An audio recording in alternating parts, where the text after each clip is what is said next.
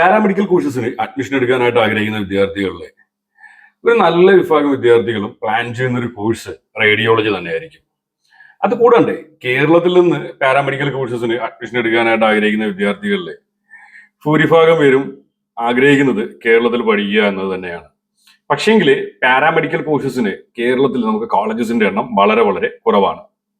നമുക്കിപ്പോൾ ഏത് കോഴ്സ് എടുത്താലും നമ്മൾ അതർ സ്റ്റേറ്റ് ആയിരിക്കും എപ്പോഴും സീറ്റ്സിന്റെ എണ്ണം കൂടുതലുള്ളത്. അതുകൂടാണ്ട് പല വിദ്യാർത്ഥികൾക്കും ഇപ്പോൾ ഓരോ പാരാമെഡിക്കൽ കോഴ്സസിനും എത്ര സീറ്റൊക്കെയാണ് കേരളത്തിൽ ഉള്ളത്, ഏതൊക്കെ കോളേജസ് ആണ് ഉള്ളത് എന്നുള്ള ഒരു ബേസിക് ഐഡിയ പോലും ഉണ്ടാവത്തില്ല. സോ നമ്മളിന്ന് നോക്കാനായിട്ട് പോകുന്നത് കേരളത്തിലെ BSc റേഡിയോളജി കോഴ്സ് അവൈലബിൾ ആയിട്ടുള്ള കോളേജസിന്റെ ഡീറ്റെയിൽസ് ആണ്. നമുക്ക് കേരളത്തിൽ BSc റേഡിയോളജി എന്ന് പറയുന്നത് രണ്ട് കോഴ്സായിട്ടാണ് അവൈലബിൾ ആയിട്ടുള്ളത്. നമുക്ക് ഇവിടെ എന്ന് പറഞ്ഞു കഴിഞ്ഞാൽ BSc MRT ഉണ്ട്, അതുകൂടാണ്ട് BSc MIT കേരളത്തിൽ അവൈലബിൾ ആണ്.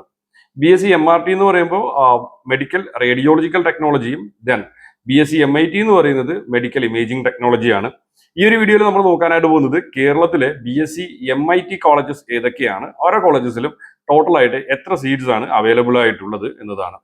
സോ നമ്മൾ ചെയ്യാനായിട്ട് പോകുന്നതെന്ന് പറഞ്ഞു കഴിഞ്ഞാൽ കേരള യൂണിവേഴ്സിറ്റി ഹെൽത്ത് സയൻസിന്റെ ഒഫീഷ്യൽ വെബ്സൈറ്റിൽ പോയതിനു ശേഷം 2023 അക്കാഡമിക് ഇയറിലെ, അതായത് കഴിഞ്ഞ അക്കാഡമിക് ഇയറിൽ കേരള യൂണിവേഴ്സിറ്റി ഹെൽത്ത് സയൻസിന്റെ അപ്രൂവലുള്ള എത്ര കോളേജസ് ആണ് ടോട്ടലായിട്ട് കേരളത്തിൽ ഉണ്ടായിരുന്നു എന്നുള്ള ഒരു കാര്യമാണ് നോക്കാനായിട്ട് പോകുന്നത്.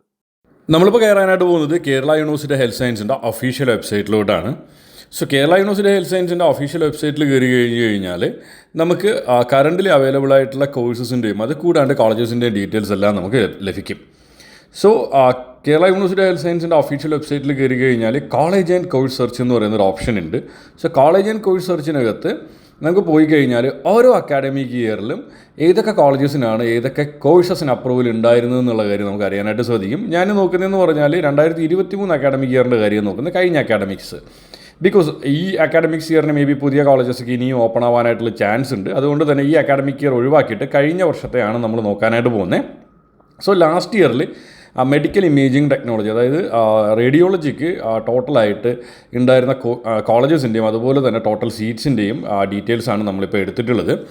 സോ 2023 അക്കാഡമിക് ഇയറിൽ നമുക്ക് ടോട്ടലായിട്ട് MITക്ക് 4 കോളേജസാണ് നമുക്ക് അവൈലബിൾ ആയിട്ടുണ്ടായിരുന്നത്. അതിൽ 3 കോളേജസ് ഗവൺമെൻറ് സൈഡിൽ നിന്നും ഒരു കോളേജ് പ്രൈവറ്റ് സൈഡിൽ നിന്നാണ് ഉണ്ടായിരുന്നത്. Kozhikode medical college, Thiruvananthapuram medical college, then Kottayam medical college. ഈ 3 മെഡിക്കൽ കോളേജുകളിലും 10 സീറ്റ് വീതമാണ് നമുക്ക് MITക്ക് ലാസ്റ്റ് ഇയർ അവൈലബിൾ ആയിട്ടുണ്ടായിരുന്നത്.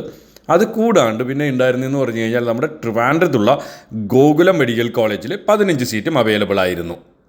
ഈ ഒരു മെത്തേഡിൽ നമുക്ക് കേരളത്തിലുള്ള പാരാമെഡിക്കൽ കോഴ്സസിൻ്റെയും കോളേജസിൻ്റെയൊക്കെ ഡീറ്റെയിൽസ് കണ്ടുപിടിക്കാനായിട്ട് സാധിക്കും. സോ നിങ്ങൾക്കും എന്ത് ചെയ്യാം, കുഹാസിൻ്റെ വെബ്സൈറ്റിൽ കയറിയതിന് ശേഷം നിങ്ങൾക്കും ഈ കാര്യങ്ങൾ ചെക്ക് ചെയ്തിട്ട് നിങ്ങൾക്കും കണ്ടുപിടിക്കാവുന്നതാണ്.